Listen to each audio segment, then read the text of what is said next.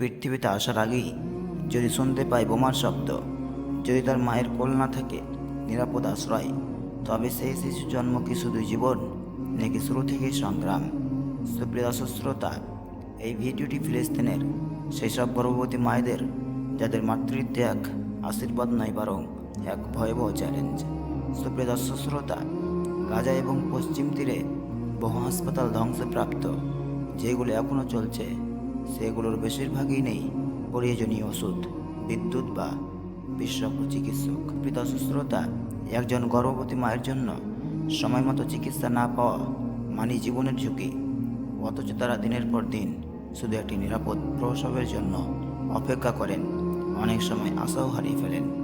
সুপ্রিয় দর্শক শ্রোতা, যখন গর্ভে সন্তান তখন একজন মায়ের দরকার প্রশান্তি, কিন্তু ফিলিস্তিনে তার পরবর্তী আছে অনিদ্রা, কান্নার, প্রতিনিয়ত মৃত্যুর আতঙ্ক। সুপ্রিয় দর্শক শ্রোতা, অবরোধের কারণে নেই পর্যাপ্ত খাবার, নেই পুষ্টিকর খাদ্য। একজন গর্ভবতী মা যখনই নিজেই অপুষ্টিতে ভোগেন তখন গর্ভের শিশুটি কীভাবে বাঁচবে? সুপ্রিয় দর্শক শ্রোতা, প্রসব যন্ত্রণা শুরু হয় আশ্রয় কেন্দ্রের মেঝেতে, পাশের কাঁধে আরও শিশু, কোলাহল হারিয়ে যায় প্রসবের আর্তনাদ, অথচ এই দৃশ্য প্রতিদিনের বাস্তবতা।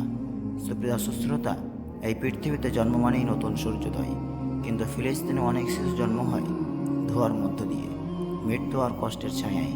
তবুও মায়েরা হাল ছাড়েন না, প্রতিদিন লড়াই করেন একটা নতুন প্রাণের আশায়। সুপ্রিয় দর্শক শ্রোতা, এই ভিডিও যদি আপনাকে স্পর্শ করে, যদি তাদের কষ্টকে একটু হলেও অনুভব করেন, তাহলে শেয়ার করুন, আওয়াজ তুলুন মানবতার পক্ষে।